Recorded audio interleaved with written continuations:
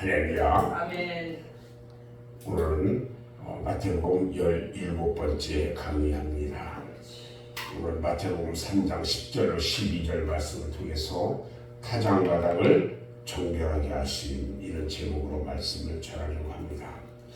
우리가 논이나 밭에는 언제나 알곡과 쭉정이가 있는 것처럼 교회 안에도 알곡과 쭉정이가 있습니다. 예수님은 교회를 밭으로 비유하셨고 알곡과 쭉정이에 대한 출처에 대해서 마태복음 13장 24절로 26절에서 이렇게 말씀합니다. 천국은 좋은 씨를 밭에 뿌린 사람과 같으니 사람들이 잘 때에 그 원수가 와서 곡식 가운데 가라지를 덧뿌리고 갔더니 싹이 나서 결실할 때에 가라지도 보이거늘 이라고 말씀합니다. 교회에는 반드시 좋은 씨앗인 하나님의 자녀들만 심기되어 있는 것이 아니에요. 가라지도 좋은 씨와 함께 덧뿌려진다고 하셨습니다. 자, 그러면 가라지란 누구를 말하는 것일까? 알곡이 어쩌다가 변신된 것이 가라지가 아니라는 겁니다. 가라지란 씨앗을 원래부터가 마귀가 와서 알곡 속에다 덧뿌리고 간 거예요. 가라지는 이 마귀가 덧뿌린 씨앗이에요. 이 가라지가 교회 안에서 마귀를 대신해서 사탄의 사역을 하는 겁니다. 그리고 가라지는 알곡이 되는 법이 절대 없고 될 수도 없어요. 결국에는 하나님의 손에 의해서 뽑히게 되고 심판날에 불 속에 던짐을 받게 된다고 하셨어요. 자, 그러면 가라지는 무엇으로 우리가 알 수 있을까? 우리는 그 열매를 보고 알 수 있다고 하셨어요. 가라지는 언제나 가라지예요. 열매를 맺지 못하기 때문에 신령한 눈으로 우리가 관찰을 하면 우리는 알곡과 가라지를 식별할 수가 있다는 거예요. 우리 구분이 돼요. 그런데 가라지의 특색은요, 열매가 없는 대신에 그 잎사귀가 무성하다는 거예요. 그들은 신앙 고백도요, 그럴듯하게 잘합니다. 이거 보면 예수도 잘 믿는 것처럼 합니다. 신앙적인 일정 모습도 그럴듯하게 꾸며요. 교회 안에서 예배 시간에 빠지지도 않고요. 그럴듯하게 기도도 하는 것 같고요. 그런데 말이 많아. 그리고 남을 헐뜯어. 목사 헐뜯고 예수를 전해야 되는데 전하지도 않고 남이 전하면 뒤로 딴 얘기하고 다니고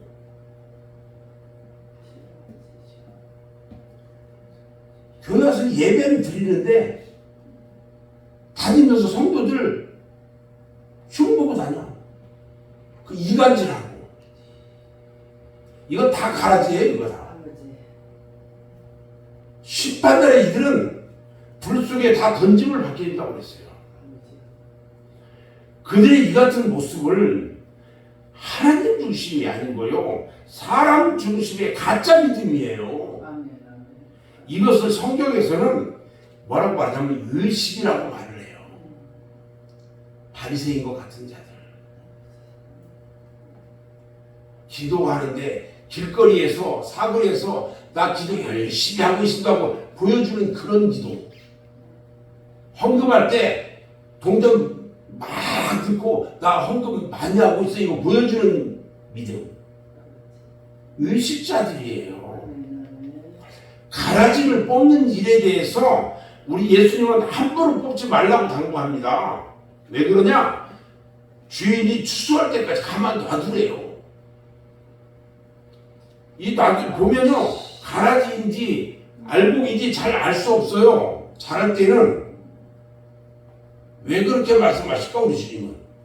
사람들은요 가라지하고 알곡의 정체를요 잘 분별하기 어렵다는 거예요. 그뿐만 아니라 가라지에는 그 뿌리를 통해서 다른 곡식들과 많은 연관 관계를 가지고 있어요. 우리 모래기한테 가면 요즘 모래기 많이 했잖아요. 모래기한테 보면 처음에 못 심고 살짝 자랄 때까지는 가라지인지 뭔지 몰라요. 그 속에 뿌리가 같이 박혀 있어요. 가라지를 잘못 뽑다가 알고까지 상하게 할 염려가 있기 때문에 놔주라는 거예요. 가라지를 뽑을 분은 누구냐면 예수님이시다는 것을 우리가 밝혀주고 있어요. 자, 그러면 가라지와 알곡을 가르는 주님의 방법은 뭘까? 그 방법을 보자고요. 우리 성경에 보니까 손에 키를 들고 자기의 타작마당을 정하게 하신다고 그랬어요. 손에 키. 우리가 키가 우리 시골에서 그 농사짓는 분들 다 보셨을 거예요. 키질하죠. 키질하면 이 알곡만 하고 껍질은 다 나가잖아요. 자, 그런데 타작마당이 뭐예요? 타작마당은요 주님의 몸된 교회를 말하는 거예요. 주님은 이 타작마당을 깨끗하게 하시려고 그의 손에 키를 들고 있다는 거예요. 주님께서는 키를 들고 타작마당에서 알곡과 가라지를 가리는 일을 하시는데 이것을 뭐라고 그냥 키작이다 이렇게 얘기해요. 키로 거르는 일을 한다. 그래서 이걸 키작이라고 해요. 키작이라는 말은요 우리 국어 사전에도 안 나와요. 그래서 이것은 잘 알아야 돼요. 키를 가지고 거르는 일, 이것을 키작 이렇게 이야기해요. 이 키작은 주님의 최종적인 심판을 의미하기도 하는데요. 주님은 이 키를 가지고 당신의 교회를 정결하게 하신다는 거예요. 이처럼 교회를 정결하게 하시는 키작으로 쓰이는 이 도구 중에 하나님의 시험의 키작이 있다는 거예요. 마태복음 13장 20절 21절 말씀을 보면 돌밭에 뿌렸다는 것은 말씀을 듣고 즉시 기쁨으로 받되 그 속에 뿌리가 없어 잠시 견디다가 말씀을 인하여 환난이나 핍박이 일어나는 때에는 곧 넘어지는 자다 이렇게 말을 합니다. 또 하나는 유혹의 키작이 있어요. 자, 첫 번째는 시험의 키작, 두 번째는 유혹의 키작이에요. 돈이나 명예나 이적이나 교만함이나 이단 등 이런 유혹을 키작으로 쓰시는 거예요. 이 키작에 걸리면요 코가 딱 껴가지고 많은 가라지들이 넘어지는 거예요. 그들의 넘어지는 것은요 다시 말하면 타작마당을 정결하게 하시는 방법이라는 거예요. 자, 그런데 가라지를 뽑는 유혹의 키작 마지막 때는요 사탄의 세력이 하나님의 교회를 온통 자기들의 온상으로 만들어요. 계시록 17장에 보면 큰 음녀의 세력을 이룬다 이렇게 말을 하고 있거든요. 하나님께서 진리에 속한 자기의 자녀들과 비진리에 속한 사탄의 자녀들을 구별하시는 키작으로 이적을 사용하셔요. 그래서 이적을 사용하시는데 진리에서 이것을 떠나게 하는 거예요.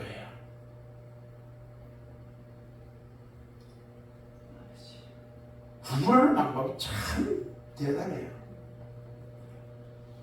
비진리에 속한 자들은요 이적을 사용하면서 진리에서 떠나게 하는 거야. 데살로니가후서 2장을 보면 2장 9절로 12절 말씀을 보면 이렇게 말씀하셔요. 악한 자의 임함은 사탄의 역사를 따라 모든 능력과 표적과 거짓 이적과 불의의 모든 속임으로 멸망하는 자들에게 임하리니 이는 저희가 진리의 사랑을 받지 아니하여 구원함을 얻지 못함이니라. 이러므로 하나님이 유혹을 저희 가운데 역사하게 하사 거짓 것을 믿게 하심은 진리를 믿지 않고 불의를 좋아하는 자로 심판을 받게 아니하십니다. 저들은요 진리를 좋아하지 않아요. 불의를 좋아해요. 예수님은 유혹을 교회에 보내셔서 이 같은 가라지들에게 거짓 것을 믿게 하신다고 그랬어요. 이때 진리를 사랑하지 않는 모든 사람들이 진리가 뭐예요? 예수님이에요. 하나님. 말씀이에요. 이것을 사랑하지 않는 사람들이 거짓 것에 유혹이 돼요. 그래가지고 이로 인해서 다 넘어져요. 그러니까 이 유혹을 통한 기작. 우리 하나님은요 이렇게 해서 가라지를 뽑아내는 거예요.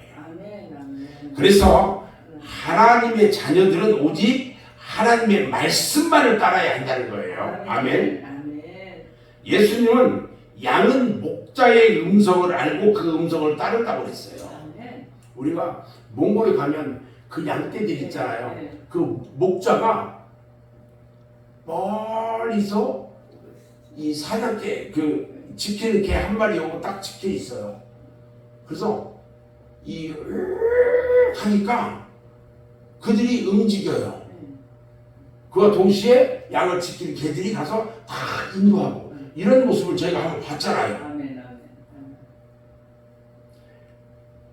양은요 자기 목자의 음성을 알아요. 그래서 양은 목자의 음성을 듣고 따라야 되는 거예요. 하나님의 자녀들은 하나님의 말씀만을 듣고 그 말씀만을 따라야 한다는 거예요. 아멘. 진리보다 우리가 이적을 따라가는 신앙. 이것은 주님의 기작에 넘어지는 신앙이 된다는 거예요. 저는 이제 오늘 말씀을 마무리하는데 주님은 지금도 이 기작을 드시고요. 온 교회를 불꽃 같은 눈으로 살피고 계셔요. 이 채찍은요 하나님의 교회에 속한 모든 사람들에게 누구에게나 공통적으로 임하는 거예요. 이 기작이 역사할 때에 물론 알곡에도 영향을 미치게 돼요. 알곡이 틀림없이 알곡에도 영향을 미쳐요. 그러나 이 알곡은 이 기작으로 영향을 미쳤지만 연단을 받아요.